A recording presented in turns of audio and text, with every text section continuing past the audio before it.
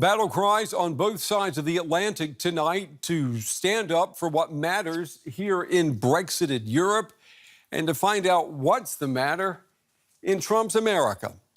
I'm Brent Goff in Berlin, inside the Russian fog tonight. This is the day.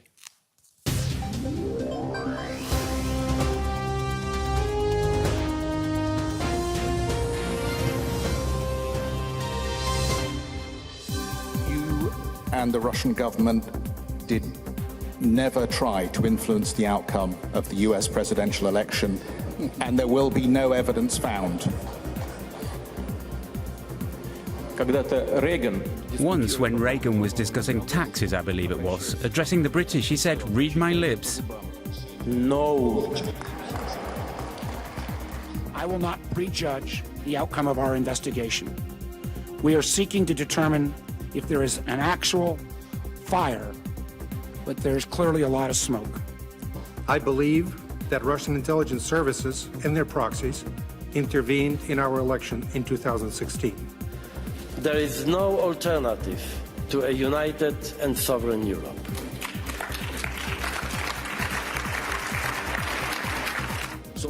Otherwise, the populists will run faster, and that will be bad for Europe. We must not be afraid of calling ourselves Christians, because that is our history. We are Christian. I am proud to be Christian.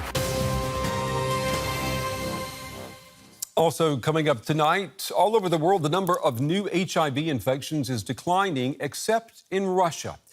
A report from St. Petersburg on an epidemic and its faces outsiders are not supposed to see.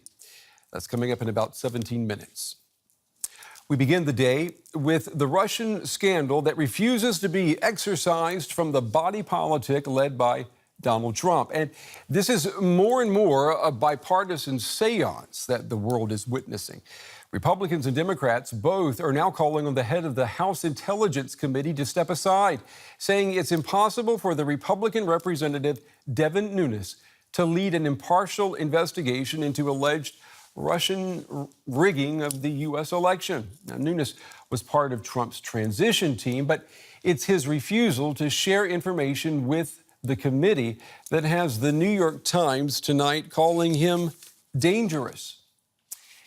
And in the U.S. Senate today, the same topic, a different committee. Now, hearings began on the power of Russian technology to manipulate elections. Here's some of what was said. Russia's President Vladimir Putin ordered a deliberate campaign carefully constructed to undermine our election. First, Russia struck at our political institutions by electronically breaking into the headquarters of one of our political parties and stealing vast amounts of information. The Kremlin can do this to the world's sole remaining global superpower. Imagine how other countries see it. The differences between Russia and the United States are profound and will not be resolved soon. This is not a crisis, not something that will pass soon. It is the new normal. We will see Russia relying on this toolkit in the months and years to come, in the upcoming elections in France and in Germany this year, in our own future political campaigns. Deception and active measures have long been and will remain a staple of Russian dealings with the outside world for the foreseeable future. Well, I'm joined now at the big table by John Kornblum. He's a former U.S. ambassador to Germany. John, it's good to have you. Nice to be here. Back on the show. Let me ask you about Mr. Nunes. The New York Times reporting that he is a danger to the United States.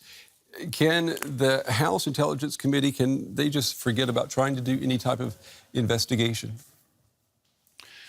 Well, he's a danger, I suppose, if he's the head of the committee, but didn't we just see that he has stepped down? So I don't think he's a danger at all. They're calling for him to recuse himself. Yeah.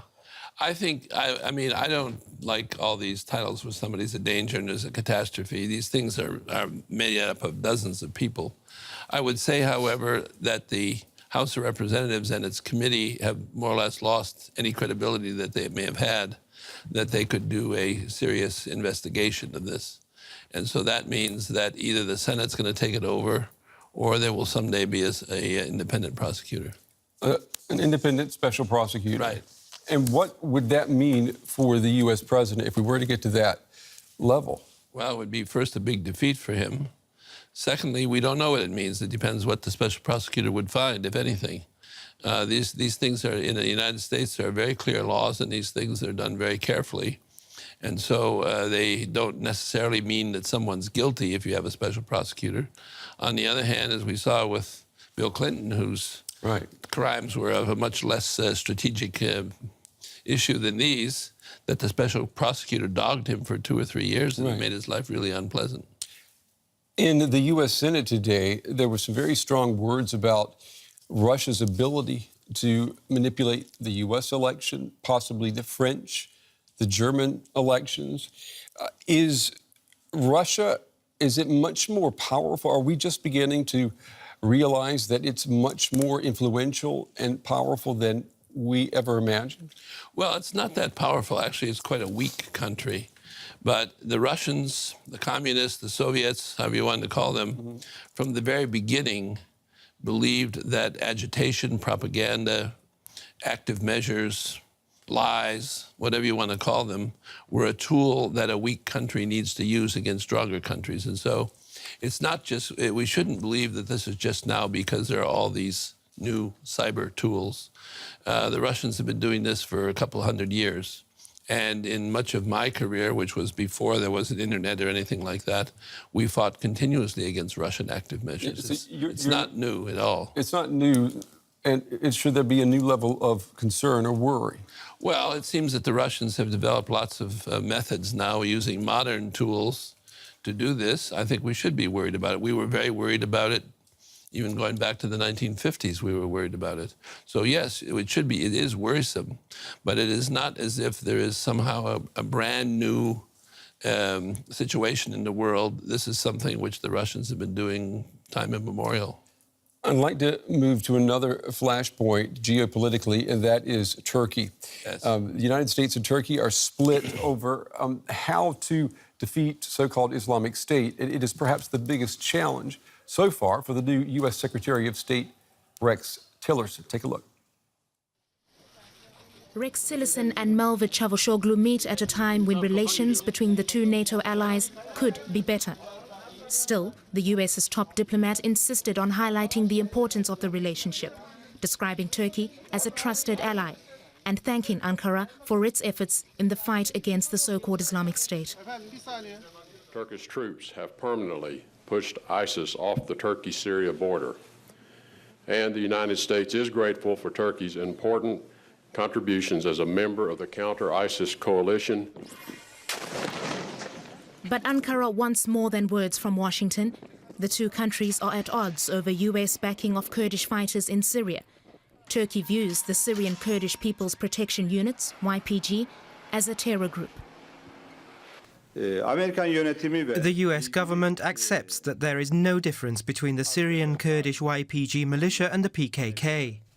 The PKK is on the list of terrorist groups, but unfortunately, we witnessed a collaboration of the US with the YPG in Syria in the past.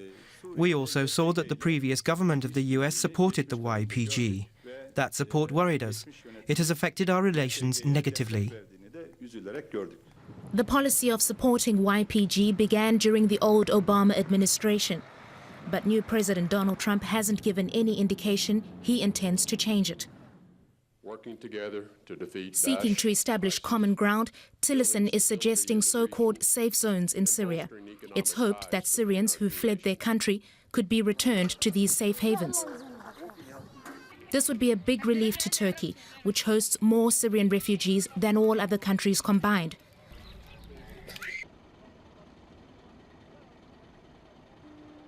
All right, we're back here now at the big table with John Kornblum.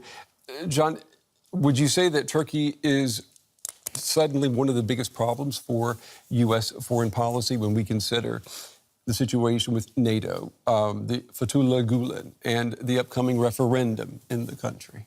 Well, Turkey's become a problem, there's no question about it, and it's partially because I think the West had neglected Turkey, partially because of Turkey's fear of its neighborhood that it's in. I think that I don't have a great understanding of where Erdogan is coming from, but I think part of it is he's worried about the spread of Muslim radicalism in Turkey, so he's trying to head it off, shall we say. So Turkey is a very big issue, but it's a very big issue for Europe, too. It's a very big issue for the whole West. And Fethullah Gulen, he has not been extradited. No, to Turkey. Probably won't be. And there is some chatter, diplomatic chatter, that he could become a pawn here for this White House in dealing with Erdogan. Do you see that happening? I don't know, actually. I don't know. That's very difficult. He claims he's totally innocent. He's in the United States legally. I think it would be very hard for the United States to extradite him. I think it would be politically almost impossible for the president to do so. And in terms of NATO and Turkey's place in the alliance? I don't think that's in danger, to tell you the truth. I think Turkey understands how important NATO is to it. And I think that the West understands how important Turkey is to NATO. I don't think NATO as such is... I don't actually think there's much fundamental danger. There's just lots and lots of conflict at the moment, which keeps us from doing other things like Syria, for example. Yeah. Let me turn your attention now to Brexit. Brexit has been triggered. The European Union is going to lose a member. I want you to take a listen to what the UK Home Secretary said today about these rumors that the issue of security has been used as a bargaining chip. There is absolutely no threat. There is only an observation that our fight against crime is strengthened by the arrangements we have with the European Union, and we need to put in place something to replace those. Mm-hmm. So she's saying that the Prime Minister is not using security cooperation as a bargaining chip or even as a threat against the European Union. Well, what's she doing then? Well, I think what they were trying to do is sweeten the bargain. They also suggested a trade agreement, and they suggested security cooperation. I don't think it was a threat either. I think it was trying to point out to the Europeans that there are some very fundamental things that they need to do with Europe, and that with Britain, rather, and that Britain is ready to do them. Is Brexit going to be a positive or a negative for the EU when all is said and done? I think they're working very hard to turn it into a negative. The European leaders, I think their strategy is about as bad as it could be. And I think the reason that their strategy is so bad is because they're worried that if the British are allowed to move peacefully into a different kind of status, one outside the center of the Union, that other countries may want the same thing. In other words, they're not sure of their own organization. But what they should be doing is trying to build up the very best relations they can with England, not punishing it. So a soft Brexit instead of a hard Brexit? That would be my view, because after all, the British are the second largest country in the EU. They're the second largest economy. They're the international finance center. They're the biggest defense contributor. Everything that Europe needs is helped provided by England or by Great Britain. And so what these people in Brussels are trying to do is somehow undermine that, and they're doing it, I think, because of their own insecurity. John Kornblum, former U.S. ambassador to Germany. John, as always, we appreciate you coming on the show, sharing your insights. Thank you very much. Thank you very much.